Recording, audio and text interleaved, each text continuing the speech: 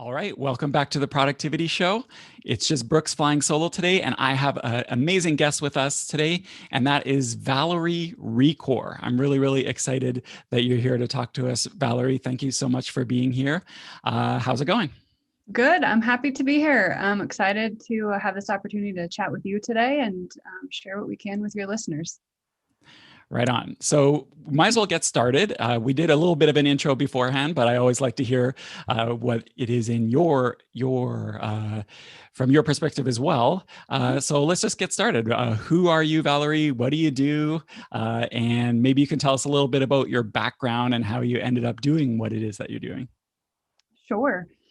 So I am a productivity specialist, and I ended up here I worked in corporate training and mental health for several years before I had kids, and then started a professional organizing business, and that morphed into what I do now. I found that I like helping people organize their time more so than their stuff.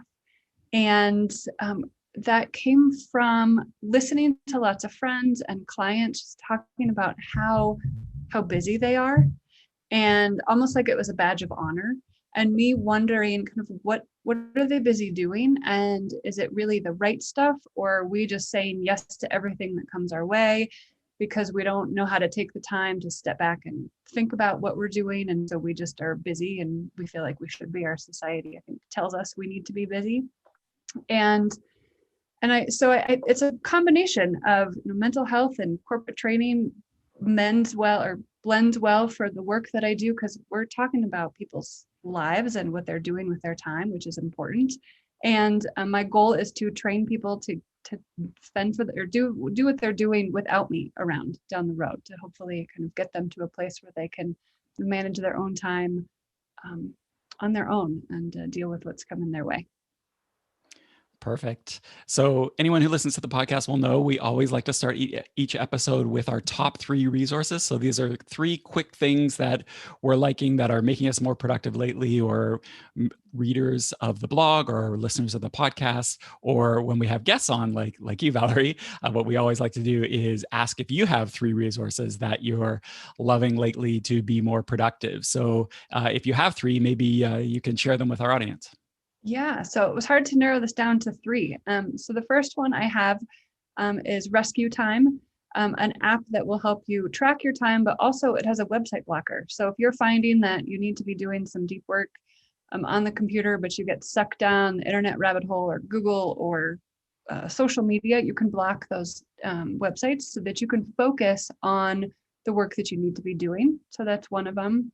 Another one is a book that I finished reading just recently called Fair Play by Eve Rodsky, I believe is how you pronounce her last name. And it talks all about the invisible load of moms and women and all that we do behind the scenes that just keep life functioning, and how we need to bring that out into the open and how to do that with our partners. And she's got a card deck that helps you have that conversation with your partner. And I just think it's a wonderful way to bring out into the open all the work that women do that we don't get acknowledged for, that people don't see. And then the third one is just saying no. So this is a resource we're just going to take on ourselves. It's not an app or a website or a book, but just learning to say no to things that come your way, to stop overcommitting yourself, especially as we move into whatever this next phase of this pandemic is, to not dive back into all the things that we were doing before. To really say yes to the things that we want in our lives, instead of saying yes to everything, and just being able to say no to the things that we're not quite ready to take back on. That would be the third one. I love that. Yeah. Saying no is such an underused muscle that so many of us have trouble with, myself included. So I'm really glad that you included that one in your top 3 resources. And for Rescue Time and Fair Play, we'll make sure that we have links to those in the show notes. So wherever you're listening to this podcast, just check out your podcast player and there'll be links right there to those resources. So thank you so much. Those were great. Now, I know, Valerie, your specialty is working with overcommitted moms. And as soon as we met and you told me that, I was like, oh, yes, you definitely need to have you on the podcast, because this is 100% something that we hear a lot about from our listeners, our readers, that sort of thing. So I was so excited to have somebody that specializes in that area. But what is it about this group in particular that made you decide to specialize there? There's so many different areas of productivity that people tend to specialize in. What is it about overcommitted moms in particular that you decided to zero right in on that? I would start with I was one, and occasionally still say yes to things that brings me into the land of being overcommitted. And so I get it. I have definitely been there. I have looked at my to-do list and wondered how so many things got there and how I've committed to so many things and just felt that overwhelm. And from listening to friends talk about how busy they are, and me just really wanting to, and as well as just reading stories about others who just are overcommitted and feeling that overwhelm. And I just, something inside of me just wants to shift this. I'm on a mission to really get moms to let other people help, to kind of let go of taking all of it on, to really let go of doing it all. And that it's, our society really breeds this in us, if you will. So we're conditioned, our society, moms are conditioned by our society to do it all. We're the ones that get the maternity leave. It's less likely for dads to get time off. So we're home with the kids when they're little. We're the ones who take time off when the kid is sick or there's a snow day or something happens, and now we're taking the kids and the dads are at work. And our society has just kind of conditioned that's just what we do. But we also want to work full time, or we want to work outside of the house, and just kind of being able to balance all of this. I want to shift that so that there's equity in there, there's equality in there, that we're all on top of this, working at this together. And so, I also want to help moms do all the bigger tasks they want to do as well.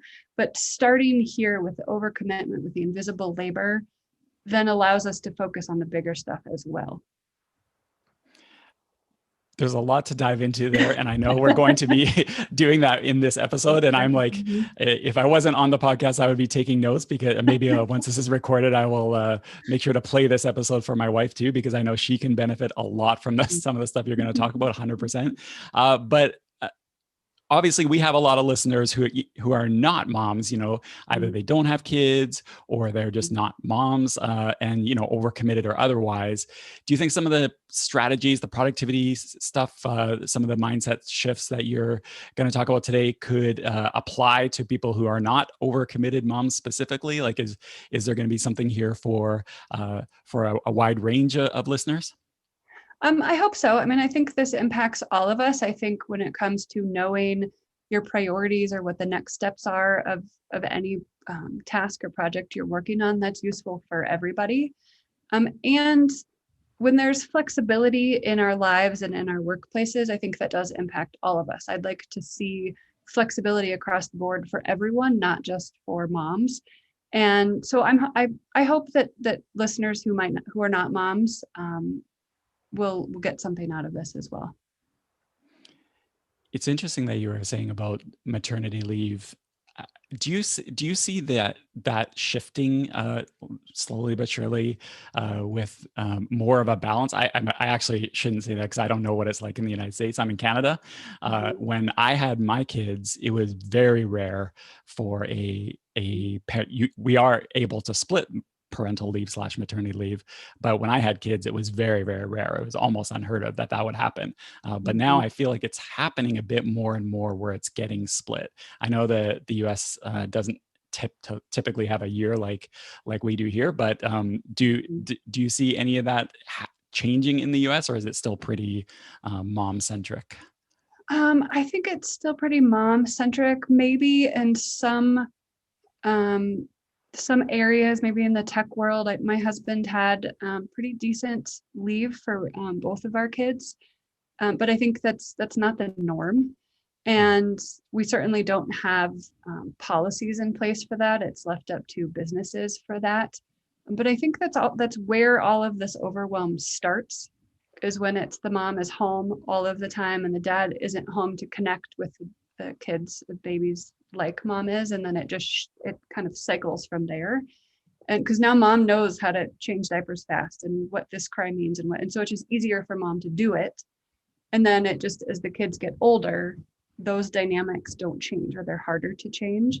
But I think there are people and companies that are working to shift that so that it will be more equitable, so that it's people, both sides get that time to be home. And I hope that it continues that direction.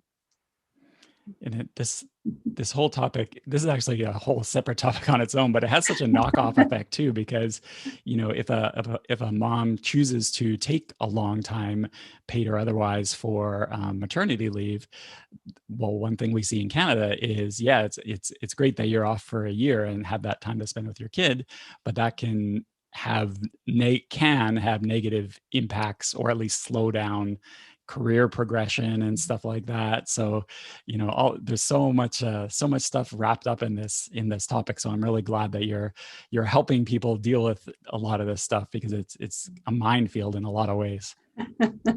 Yes, it is. Yes. Now, one thing I know from talking to listeners and the various moms that I know is and you touched on this a little bit, that they often feel like they need to, or at least want to, do it all. And it's not always something that is explicitly stated, or like there. A lot of times partners don't sit down and divide tasks or whatever. It just kind of ends up happening that way. But they, like we said, they want to progress in their career, but they also feel like they should be making their kids eat healthy meals. They want to make sure that the family's not living in a disaster zone. They want to get the kids in swimming lessons. And there's always like a million things that they feel like they could, or at least should be doing. Maybe they're not doing something, but their neighbor is. So, you have that comparison. How do you help overcommitted moms with that? Do you help them try to do it all? Like, is that kind of what you do, or is there like a mindset shift, or how do you kind of like tackle this issue when you're working with someone? Mm-hmm. Yeah, we start first with a mindset shift, really focusing on. So my goal is not to help moms do it all. I want moms to focus on what's most important in their lives. What are their long-term goals or visions for their life, and their families, their careers, and how does that break down into short-term? What is it this quarter, next 6 months, next year that they want to be focusing on, and letting the rest of it go. So, maybe everybody, I had a mom I was talking with about, we don't need to sign our kids up for every activity under the sun. They don't need to be going to multiple sports and music and whatever enrichment activities. And somebody said, but what if everybody else in your neighborhood is doing it too? And so it was like there was that pressure of, but everybody in my neighborhood is doing all these things. If my kids don't go, they're going to be left out. And I'm wondering if there are probably other moms and families who are really tired of doing this all too, but they're feeling that same pressure. So what if you're the first mom that steps back from a couple of those activities, and a couple of other families see that's okay, and now you've got some kids in the neighborhood that your kids can go play with their friends in the afternoon, versus carting them across town for soccer 3 times a week, or whatever that looks like. So maybe it's being that first family to step back, or that wondering if it's okay if your kids are left to their own devices for a little bit in the afternoon. That it's okay for them to figure out how to entertain themselves, instead of having every minute after school or on weekends crammed with activities. So I made a decision when my kids started school that we were not attending every birthday party they were invited to. If I knew the kid, or if my kids had talked about this person, that's fine. But if it was clear that maybe the entire class had been invited, we might just say no if it didn't fit into our weekend. So we weren't spending our weekends attending a bunch of birthday parties on top of whatever else we had going on. And knowing that it's okay that sometimes takeout is okay for dinner, or a frozen pizza, and streamlining whatever that looks like, so that if having a healthy, balanced meal is important to you on a daily basis, making that easy. So you're doing your groceries and your meal planning on the weekend or one evening a week, so that you're prepared for that, and that you can make that happen if that is important to you. I've long had the rule that if you come over to my house and you are going to judge me for the state of it when my kids were a little bit younger, we probably weren't really good friends, because I wanted to spend time with you versus clean my house before you came over. And I think that's a big shift for moms. Like, we are conditioned to believe that the state of our house it shows, how we care and who we are, and that's important. And if having a spotless house is important to you, let's make sure that we find a way to do that isn't keeping you up until 2 a.m. every night to make that happen. The other people in your household are helping with that. And so it's really figuring out what is important for you and your family and how to let go of things that might not fit in with that, and understanding that we might not be able to do it all this semester or this quarter or right now, that some of it might need to get pushed out and stuck on put on a someday list. So that feels like a really long answer to your question there. No, so it's basically, if I'm like hearing the through line from all that, it's just having this mindset of it's okay. You know what I mean? Mm-hmm. If you do even like 70%, 60% or whatever of the stuff you feel like that voice in your head is saying you should do, it's okay. And if you want to do it, if you want to get it to closer to 100 later, that's fine. But for now, it's, just getting in that mindset of it's okay. Like, and I'm not sure how old your kids are. My kids are 16 and 14 now. And, you think back at the stuff that used to be important to you when they were little, and you realize, if sometimes we see like a picture scrolling by on our Google Nest of some birthday party when they were in kindergarten or whatever, and you're just like, I don't even remember who any of those kids are. So it literally would not have made a difference to any of our lives if they didn't go to that party. I'm sure they had a good time and everything, but this whole through line of it's okay. I love that message, and I hope a lot of overcommitted parents internalize that, because it is something that it can be so hard to remember in the moment, for sure. Yeah. This kind of like circles around a issue that we hear a lot from listeners and readers, this concept of people feel like they don't have balance in their life. Everybody wants to, especially people who work in maybe a corporate career and stuff like that, feel that they don't have this work-life balance, and it's something that they feel like they should be trying to get to. What do you think of that goal, the work-life balance goal? And do you have any tips one way or the other of ways to either A, achieve that, or B, to like maybe reframe that a little bit? Yeah. So I struggle with the word balance. I'm not really a fan of it because I'm not really sure it's achievable. In my head, that's like a teeter-totter, that now we've figured out how to balance it so that everything is perfect. And I think I look at it more as integration, where some days you're going to be more focused on work. Some days you're going to be more focused on your family, or rest or play or whatever. And it's not going to be, you're not going to have X amount of hours on work and X amount of hours on play and sleep and family time that's going to be equal across a week. So I try to look at it, let's look over the course of a week. And are you spending time on your big rocks, on the things that are important, on your family, on yourself, on your job? And like that, that might mean some days you're working longer and maybe you cut out early from work on Friday so you can spend some time with your family, or you just need an hour to yourself, or you want to go exercise. And so across a week, you're going to cover all of that. And you may not think that you're doing it in the manner, in the balance that you want.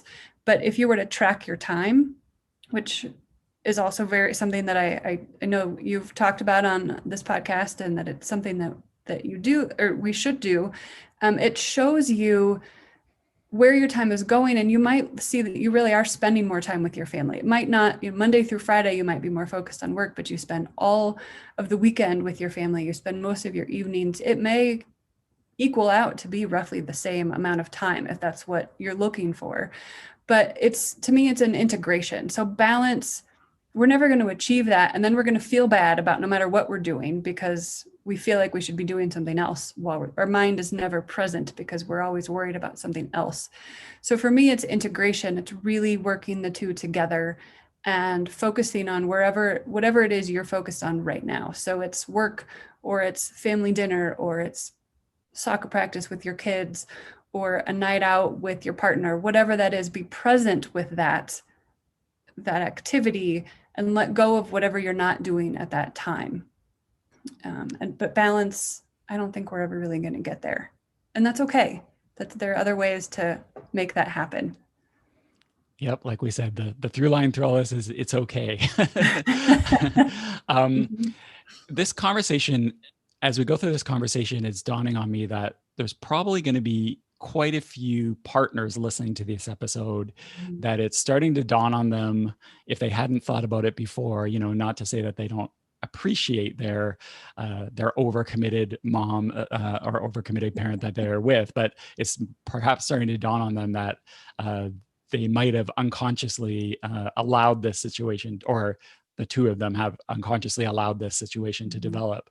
Do you have any tips for a partner of an overcommitted mom that if they do want to help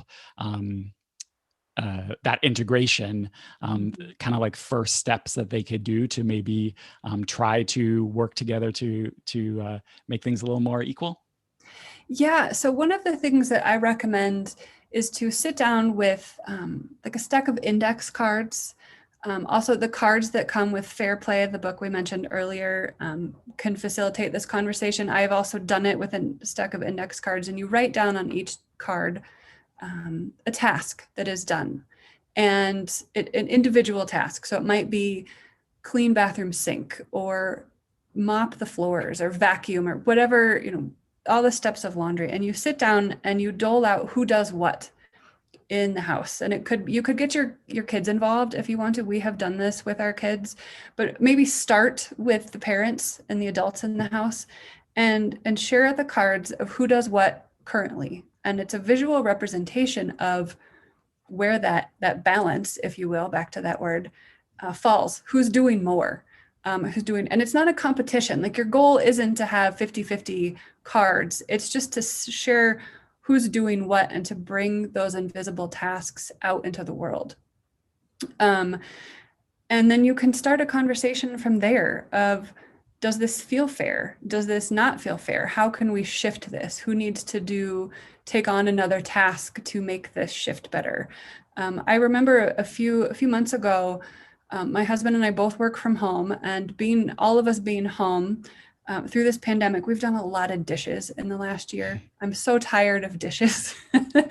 and I realized one day I was feeling pretty consistently that we'll run the dishwasher, and then dishes collect on top of the counter before we get to it. And I'm feeling like, oh, my husband really think that it's my job to empty the dishwasher because my job is a little more flexible. I'm with the kids a bit more. It must be up to me to do it. And I was talking to him about it at one evening, and like, I know you don't feel this way, but this is how I feel when the dishes sit there all day. And to him, it was just, he knew the dishes were going to get done by one of us by dinner time, and it really didn't matter who. We try to do it pretty equally, but it wasn't like he was working going, God, I really wish my wife would just do the dishes. I'm so tired of the kitchen being dirty. Right. This was my mindset, even doing some of this work. And I just realized it really, we need to just talk about this. And maybe each day somebody is in charge of the dishes. And then you just know by a certain time of day that the dishes are going to be taken care of. So it's having those conversations, talking about what that looks like. And it's not going to be just one conversation. It's going to be ongoing, daily, weekly, monthly, to make sure that things are whatever equitable looks like in your family. And it might shift as well. If somebody has a long commute, whoever is home more might take on a few more things, but it might be the person with a long commute takes on more on the weekends. And so it's those conversations where whatever side of that equation you fall on, start having those conversations. And using the note cards helps, it gives you a visual. So it helps you identify that. And then if you want to get your kids involved, we would have like a family meeting and like, all right, here are all the tasks that need to be done this weekend. And we try to make some of them fun. So it might be like a family board game, or everybody gets to pick one fun thing we want to do that weekend. But then we're going to dole out who does what. And so the across the board tasks are being taken care of, and we're all on the same page, versus me sitting there on a Sunday morning going, okay, well, you do this and you need to do that, and I need all this stuff done. We're all in this together. and it's not just mom telling everybody what else to do. I think a good thing it's occurring to me, a good thing about the index cards too is that it externalizes it in a way. It's not Mm-hmm. just the two couple or the couple and then maybe the kids are saying, I do this. Oh yeah, well I do this. You know, it's Mm-hmm. almost like a neutral third party, right? The Yeah, pieces of paper on the desk really don't care who does what. It's right. it's externalized. So yeah, that's cool. That's a great tip. Mm-hmm. So one thing, my wife in particular, and I know a lot of moms, uh, especially working moms. Not that being at home isn't working, you know what I Right. mean. But moms with a career, let's just say that outside Mm-hmm. of the home. I know one thing she struggles with a lot is at night. You know, she goes to Mm-hmm. bed and she just has loose ends from the day swirling in her head. It could be work stuff, could be family stuff, it could be other things, and sometimes. She finds it difficult to sleep because of that, and she ends up, you know, binge watching Netflix or something like that. Mm-hmm. um, do you have any tips for, I mean, not this specific situation, but ending the day in general on a in a productive and positive way? Do you have any tips Mm-hmm. for kind of helping with that? Yeah, so one of the things I recommend, and I do this as well, is I keep a notebook by my bed because I'm the same. I'll lay down to read at night or to go to sleep, and suddenly the like 12 tasks I haven't thought of just pop into my head and I want to write them down. And so keeping a notebook nearby where you can write them down. Ideally, it's not your phone. I'd love for your phone to be somewhere else outside of your room so that it's not distracting you, unless it is your alarm clock, in which case maybe it goes across the room. So you don't have it right next to you. So you're not going to check email first thing in the morning or check email and you sort of start into the um, social media rabbit hole right before going to bed, getting off those screens. So really, so one is keeping a notebook by your bed or some way of writing down all of those thoughts. And it could just be every night you just have a journal that's a brain dump and you're going to write down um, everything that's on your mind, like from tasks you have to how the day went to everything you're worried about. Any idea, just get it out of your brain. So externalize it. My 8-year-old daughter has a worry journal next to her bed because she just will lay awake at night, stressed out like an adult sometimes. And Mhm. so she has like, open up this journal and just write it all out. Just get it all out of your head. And then it's been taken care of, it's documented, and then hopefully you can rest. Um, as well as just all of the other tips of not looking at screens right before bed and trying to do some of that stuff, maybe some yoga, um, just something to calm yourself down and wind down a little bit, um, would be the big ones. But really, just a way to get it all out of your head is the biggest thing. It could be talking into something like something that will turn it into text for you if writing is not your thing. But any way to just get it out of your brain and document it, and then your brain knows that it's taken care of, and you're not going to lay awake wondering about all of that. Yeah, I love that journal tip. That's a Mhm. great one. And if anyone hasn't tried this, if anyone is in this situation and hasn't tried something like that, yeah, really, I second Valerie's recommendation. I think it's a great tip. You mentioned that you work one-on-one with clients. Mhm. What are some of the challenges? I mean, everyone has their own unique situation, but I'm sure there's things that come up quite often. Do you have any tips for listeners of maybe some of the low-hanging fruit that they could implement just to, you know, whatever their area of their issue is, just Mhm. things that they could, some of the more common things that you think could help? Yeah. So one of the first things that I like to do, and this falls under the getting things done realm, is just knowing the next step of everything on your list. So really breaking things down into the smallest possible task. It might just be sending an email to somebody. It might be whatever the next smallest task is. So I had a client on her to-do list. It just said LASIK. And that's all she wanted, to schedule LASIK surgery. And like, your brain doesn't know what to do with that. It's going to see that and it's going to just move on to the next task. If you spend 5 minutes and break that down to, you need to call your health insurance and see what coverage you have. And then do that one day. And then the next day you're going to research 3 LASIK surgeons in the area. And then the next day, schedule appointments. Like just break it down into those tasks, write that all down. Then when you look at your to-do list, you're like, oh, I have 10 minutes. I can do this one task versus I don't even know what LASIK means to my brain. I'm going to move on. I'm going to go play on social media. And then it never happens because you don't know what those next steps are. So that would be the first one. The other one is just really taking a look at what are the tasks that are going to have the biggest impact on you today, and how much energy do you have? So I may have a general list of like 3 to 5 things that I want to accomplish today, but let's say I didn't sleep well last night. So a couple of them require like some pretty good brain power that I just don't have today. I don't have it in me to sit down and write this blog post or do whatever this task is. So let's look at maybe tomorrow's list, or a list of some things that might have some shorter, easier things that I can accomplish, so that I'm still getting tasks done today, but maybe not. So I'm getting those tasks done today, just not the big ones, because tomorrow maybe I'll have a little bit more energy to follow or to use. And of course, if you just keep pushing off that blog post, then we should talk and figure out why you're procrastinating on that. There might be something else going on there. And also just the mindset around that. Like, where is it that you're giving yourself more work? Is there something you can let go of? Are there things on your list that you're just rewriting from day to day and maybe you just need to let go of and not do? Or can you get yourself into the mindset to tackle that today, kind of that eating the frog first? What can I dive into today? But I think back to the knowing the next step is really one of the easiest, or not necessarily easiest, but most important things to do that helps you move forward and cuts out that procrastination.